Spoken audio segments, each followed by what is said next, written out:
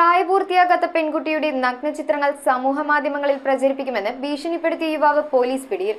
കൊല്ലം മുഖത്തല സ്വദേശി അരുണിനെയാണ് Perumbavoor police arrest ചെയ്തത്.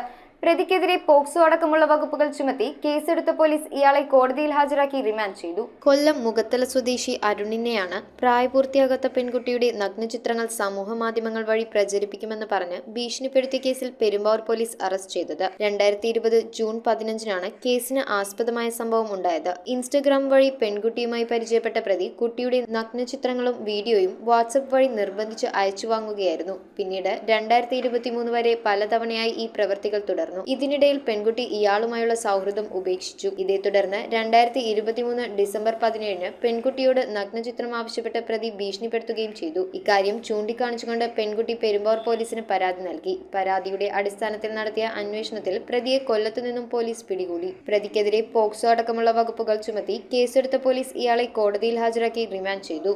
News bureau, Perumbavoor.